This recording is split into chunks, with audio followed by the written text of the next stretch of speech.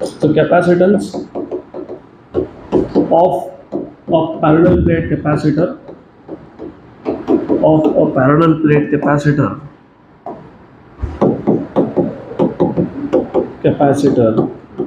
without and with dielectric, तो if you remember मैंने आपको बताया था कि जब तुम डाइलेक्ट्रिक का बेसिक थ्योरी आप जो सीख रहे थे तो उसका हमको एप्लीकेशन है इन कैपेसिटर्स, तो वो तुमको आज समझ में आएगा कि why do we need to know dielectrics. तो डाइलेक्ट्रिक्स का यूज क्या है वो आज समझेगा, बट पहले case one we will see without dielectric. तो हम लोग पहले एक पैरेलल प्लेट कैपेसिटर का कैपेसिटेंस का फॉर्मूला डिराइव करेंगे बट विदाउट डाइलेक्ट्रिक। तो एज यू नो, अभी आप सबको पता ही है what is a capacitor, what is a parallel plate capacitor. So it consist of two thin plates separated by a small distance, finite distance d.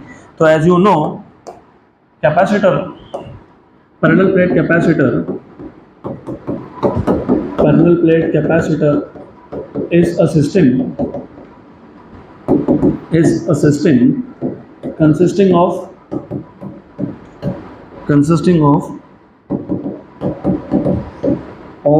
two thin plates, of course parallel plates, separated by small distance, separated by finite distance, small distance, separated by some distance d. तो दोनों plates में जो distance है वो है d। तो ये दो प्लेट्स थे, दोनों में डिस्टेंस है d, करेक्ट। इसमें से एक प्लेट को हम इंसुलेट करते हैं। You know what is insulation? For example अभी ये वायर है, तो वायर कंडक्ट चार्जेस, लेकिन वायर इज मेटालिक, उसके ऊपर क्या लगाया मैंने? Insulator, rubber. तो insulator is a non conductor. तो ये जो हमारे पास दो प्लेट है ना, उसमें से एक प्लेट को हमने बाहर से इंसुलेशन किया है, बाहर से, not from inside but from outside. तो one of the plates is insulated, यहाँ पे एक इंसुलेटर लगाया है। क्यों लगाया है? क्योंकि वी डोंट वांट कि जो बाहर का सरफेस है वहाँ पे कोई भी चार्ज आए, हम डिपॉजिट करेंगे अंदर की साइड पे। तो one of the plates is insulated and the other plate is grounded. तो इन दोनों में से एक प्लेट इंसुलेट होता है। तो एक काम करते हैं, प्लेट P1 को हम लोग इंसुलेट कर देंगे और प्लेट P2 को हम लोग ग्राउंड कर देंगे। तो one of the plates is insulated while the other is grounded. तो in this case what you have is one of the plates, let us say P1 is insulated while the other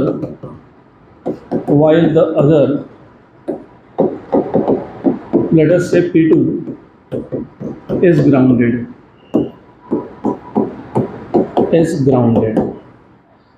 अब हमने plate P1 पे charge दे दिया plus Q, but तो ये जो charge plus Q था, इसकी वजह से जो प्लेट P2 था उसका जो अंदर का साइड है यहाँ पे चार्ज माइनस Q इंड्यूस हो गया और चार्ज प्लस Q बाहर आ गया, और ये चार्ज प्लस Q जो बाहर है वो ग्राउंडिंग के थ्रू, अर्थिंग के थ्रू हमने निकाल लिया। तो what we do is let the plate P1 be given charge। कितना चार्ज दिया तुमने? Q। So let the plate P1 be given charge Q and hence charge minus Q is induced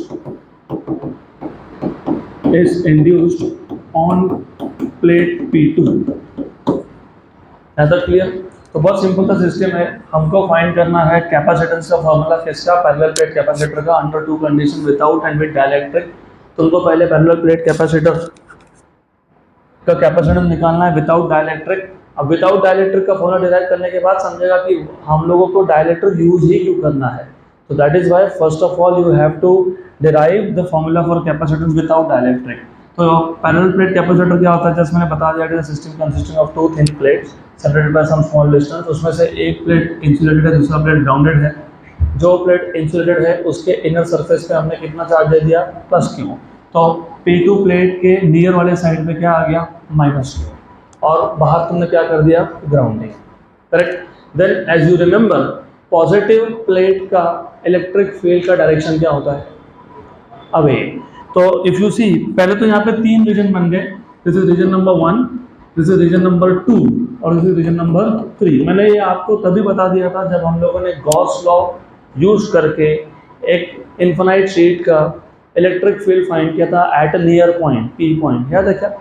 what was electric field due to infinite charge sheet, भूल गए? Gauss law, ये chapter का start वहां से हुआ। Gauss law के 3 application थे to find out electric field due to a spherical shell. वो था, if you remember, sigma R square by epsilon 0 small are square outside this conductor. अगर on the surface of conductor निकालना था तो sigma upon epsilon 0 आया था और inside क्या था, 0 था। फिर हमने गॉस लॉ का एप्लीकेशन देखा था, second application, to find out electric field due to infinitely long straight wire. उसमें भी 3 केसेस देखे थे, outside, on the surface and inside. Outside क्या था, 1/4 pi epsilon 0 2 lambda by small R, where lambda is linear charge density, और on the surface था 2 lambda by capital R, और inside था 0।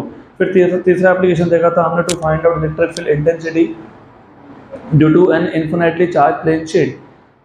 क्या आया था, सिग्मा अपॉन 2 एप्सिलॉन 0, तो वो पता होना चाहिए।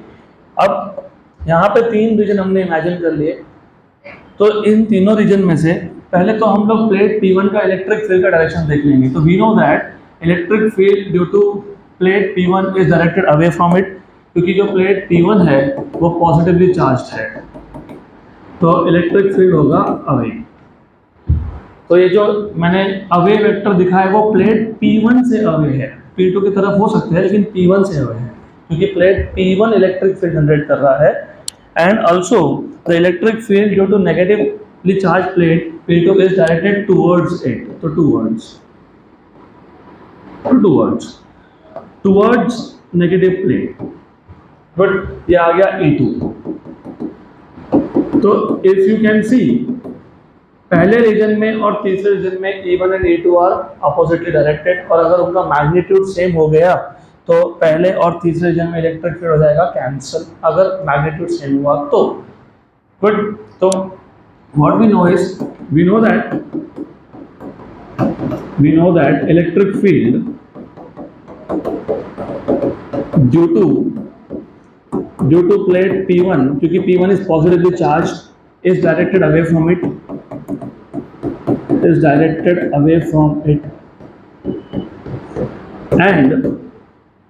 and electric field due to negatively charged plate P2 and electric field due to plate P2 is directed towards it.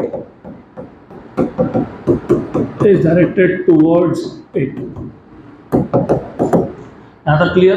So therefore हमको तो पता ही है what is E1, क्या है E1 का वैल्यू क्या था, अभी तो बताया। We know that, what do you know?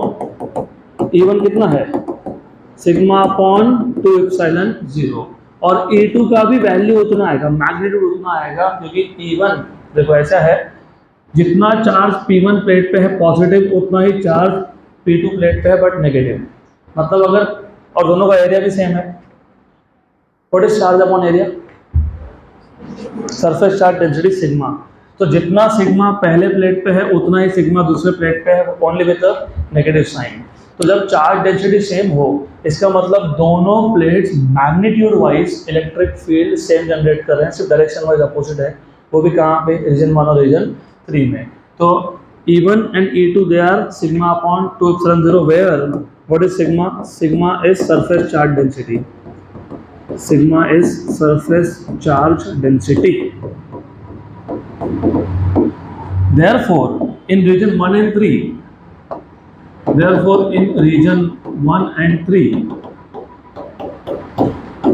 electric fields E1 and E2 cancel out, तो कैंसिल हो गए। तो इलेक्ट्रिक फील्ड सिर्फ रीजन 2 में ही नॉन जीरो आएगा। इन reason 2 what is the electric field? Electric field is E1 plus E2, net electric field। तो sigma by 2 epsilon 0 plus sigma by 2 epsilon 0, तो ये आ जाएगा सिग्मा बाई एप्सिलॉन 0। ये आ गया electric field equation number 1 in between the two plates, right? हमको क्या find करना है, capacitance. What is the basic formula of capacitance? Define किया था ना हमने, it is defined the ratio of charge upon potential difference. Very good, अभी यहाँ तक तो आ गए. बट डू यू रिमेंबर, और अभी मैंने बोला भी, what is sigma? Charge upon area, where A is the area of plate. area of plate. Therefore, from 1 and 2, from equation number 1 and 2, you have E equal to sigma by epsilon 0, लेकिन sigma होता है Q by A epsilon 0, तो equation number 3 आ गया. Good. Then हमको चाहिए था capacitance, और आपसे मैंने अभी पूछा कैपेसिटेंस क्या होता है, तो तुमने बोला it is Q upon B, मतलब it is the ratio of magnitude of charge on one of the plates to that of potential difference. यहाँ तक आ गए. But do you remember 11th standard में हमने इलेक्ट्रिक फील्ड देखा था, it is potential difference per unit length, where V is the potential difference between the two plates. ये जो दोनों प्लेट्स है, और पोटेंशियल डिफरेंस कहाँ होता है? एक प्लेट पॉजिटिव हो और एक प्लेट नेगेटिव हो, तो दोनों में क्या है? Potential difference. और ऐसा जरूरी नहीं है कि एक प्लेट पॉजिटिव और दूसरा नेगेटिव होना भी चाहिए, ऐसा नहीं होता है. May be the other plate has a zero potential and दूसरा प्लेट हैज 10 वोल्ट का पोटेंशियल, तो भी पोटेंशियल डिफरेंस है. अगर एक प्लेट जीरो पोटेंशियल पे है, दूसरा 10 वोल्ट पे है, तो भी पोटेंशियल डिफरेंस है. एक -5 पे, एक +5 पे है, तो भी पोटेंशियल डिफरेंस 10 वोल्ट का है. एक जीरो पोटेंशियल पे है, एक -10 वोल्ट पे है, तो भी पोटेंशियल डिफरेंस कितना है? 10 वोल्ट का है.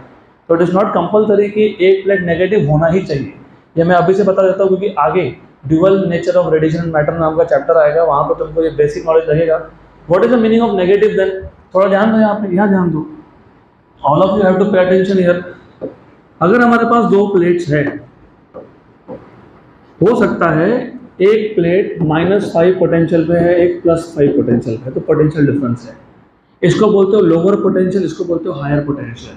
हो सकता है एक जीरो पोटेंशियल पे है, एक 10 वोल्ट के पोटेंशियल पे है, पोटेंशियल डिफरेंस भी 10 वोल्ट है, इसको बोलते हो लोअर पोटेंशियल, इसको बोलते हो हायर पोटेंशियल. ऐसा भी हो सकता है कि ये 10 वोल्ट है, ये 100 वोल्ट है, तो पोटेंशियल डिफरेंस कितना है? 90 वोल्ट का. ये है लोअर पोटेंशियल और ये है हायर पोटेंशियल. लोअर पोटेंशियल को बाय डिफॉल्ट हम लोग नेगेटिव बोलते हैं, और हायर पोटेंशियल को बाय डिफॉल्ट क्या बोलते हैं? पॉजिटिव. तो अभी कंफ्यूजन हटा देना. Negative potential does not really mean negative value of potential. Negative potential का मतलब होता है लोअर पोटेंशियल, और पॉजिटिव पोटेंशियल होता है हायर पोटेंशियल. अभी बेसिक चीज़ें याद रखना, जब काम में आएंगे तब देख लेंगे. अब हमारे पास जो दो प्लेट्स थे, एक पे पॉजिटिव चार्ज है, एक पे नेगेटिव चार्ज है, मतलब दोनों में पोटेंशियल का डिफरेंस है, और उसको मैं बोल रहा हूँ V. तो where V is potential difference between the two plates, between plates P1 and P2. ये इक्वेशन नंबर 4 बोल देंगे इसको, राइट. गुड. तो इक्वेशन नंबर 3 और 4 दोनों का लेफ्ट हैंड साइड क्या है? सेम है, तो राइट हैंड साइड भी सेम होगा. तो from equation number 3 and 4 you will have V by D equal to Q upon A epsilon 0. What is capacitance? तुमने बताया अभी Q by V, तो सिर्फ V को यहाँ शिफ्ट करता हूँ, A epsilon 0 को लेफ्ट साइड में ले लेता हूँ, तो ये हो गया आपका capacitance. So this is the capacitance of a parallel plate capacitor without dielectric. अब जब मैं विदाउट डाइलेक्ट्रिक बोल रहा हूँ, इसका मतलब ये होता है कि दोनों प्लेट्स के बीच में इधर देयर इज एयर और देयर इज वैक्यूम. वैक्यूम तो होता नहीं, तो क्या होता है? एयर. एयर खुद एक डाइलेक्ट्रिक है. तो जब तुम विदाउट डाइलेक्ट्रिक बोलते हो, मतलब एयर है और एयर खुद एक डाइलेक्ट्रिक है. उसका डाइलेक्ट्रिक कांस्टेंट का वैल्यू 1 होता है. कितना होता है? 1. गुड. तो बहुत सिंपल सा डेरिवेशन था, मैं वापस एक बार रिपीट कर देता हूँ. It is very simple. ये समझ में आएगा तो अगला टॉपिक समझ में आएगा, और यहाँ पे तुमको एक एक स्टेप पता होना चाहिए. How did you derive all this equations? तो आइडिया था कि हमारे पास एक पैरेलल प्लेट कैपेसिटर है. You know what is a parallel plate capacitor, so I will not repeat it again. It consist of 2 plates, इतना पता है.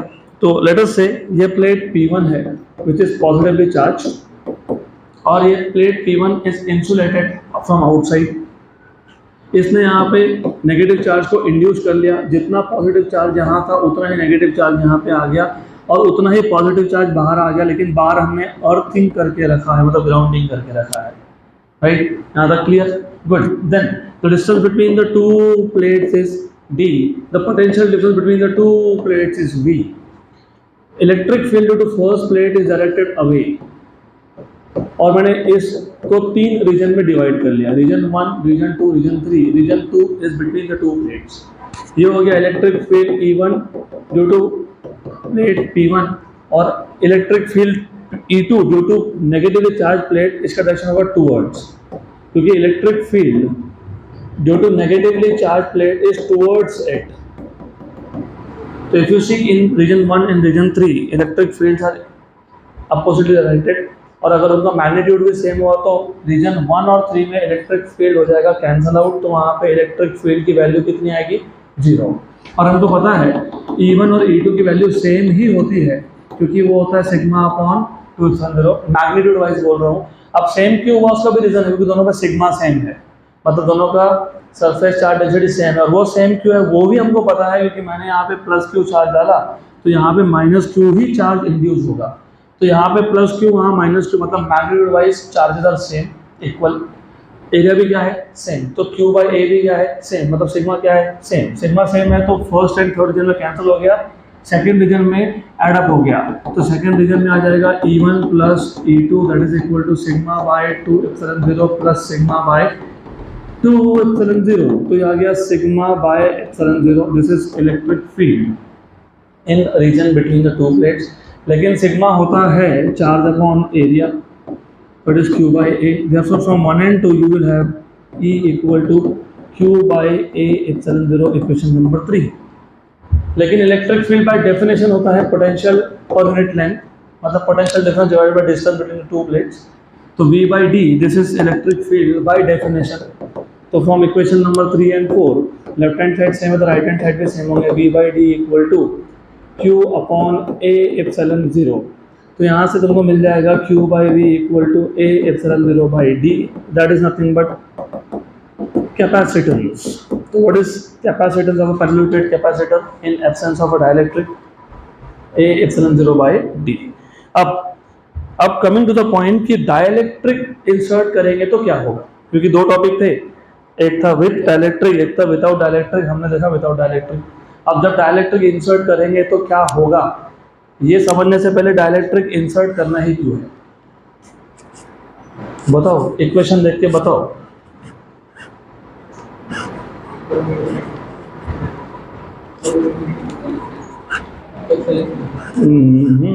No. See, look at the equation and think. What is the capacitance of a parallel plate capacitor without dielectric? A ε0 by D. And what is the meaning of capacitance? मैं इसलिए बहुत basic theory से लेता हूँ, तब जाके समझ में आता है. What was the definition of capacitance? It is a ratio of charge by potential difference. वो नहीं सुनना मेरे को, qualitative definition सुनना है. It is the ability of a capacitor to store electric charge and electric energy. तो ability of a capacitor to store electric charge and electric energy. और आजकल के जो तुम मॉडर्न डे डिवाइसेस यूज करते हो including your smartphone, of course what is your requirement? You want to store more electric charge and energy. Mobile phone लेने जाते हो तो पहला क्वेश्चन क्या आता है? रैम कितना है, ये सब तो आता ही है, लेकिन पहला क्वेश्चन आजकल क्या पूछते हो? What is the capacity of the battery?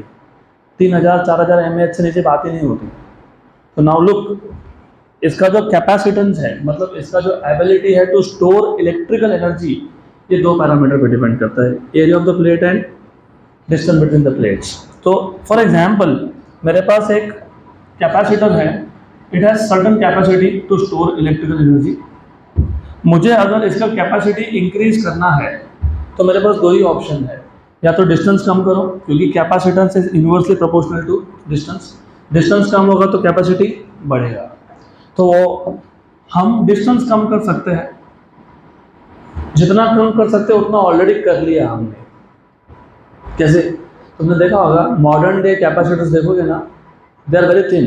पहले बहुत बड़े बड़े होते थे, लेकिन दिक्कत क्या आती है ना कि एक सर्टेन डिस्टेंस के बाद तुम नहीं कर सकते हो, क्योंकि then these 2 conductors touch each other. तो 2 कंडक्टर जब एक दूसरे के कॉन्टैक्ट में आ जाए, वो 2 रहते ही नहीं है, वो एक बन जाते हैं. इसका मतलब मैं डिस्टेंस को कितना कम कर सकता हूँ, उस पर एक लिमिट है.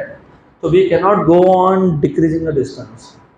जो मिनिमम डिस्टेंस हम रख सकते थे रख लिया, कैपेसिटी बढ़ गया, लेकिन जितना कैपेसिटी चाहिए उतना नहीं है। दूसरा ऑप्शन क्या है, एरिया बढ़ाओ, लेकिन तुम प्लेट एरिया बढ़ाओगे तो प्लेट एरिया बढ़ने से कैपेसिटर का साइज बढ़ जाएगा, और जिस इंस्ट्रूमेंट में तुम कैपेसिटर यूज करने वाले हो उसका भी साइज बढ़ जाएगा, राइट। लास्ट बेंच, यहाँ पे ध्यान चाहिए। तो we had two options capacity बढ़ाने के लिए, मतलब ability of a capacitor to store electrical energy, ये बढ़ाने के लिए हमारे पास दो ऑप्शन थे। एक तो डिस्टेंस बिटवीन द प्लेट्स को कम करना था, but there is a certain limit beyond which you cannot decrease the distance. फिर दूसरा ऑप्शन क्या है, एरिया बढ़ा दो प्लेट का, क्योंकि जितना ज़्यादा एरिया होगा उतना ज़्यादा चार्ज आएगा। अब एरिया भी बढ़ाने के लिए लिमिटेशंस होते हैं, हम लोग एरिया ऑफ द प्लेट एक सर्टेन लिमिट से ऊपर नहीं कर सकते, क्योंकि कैपेसिटर का साइज बढ़ जाएगा।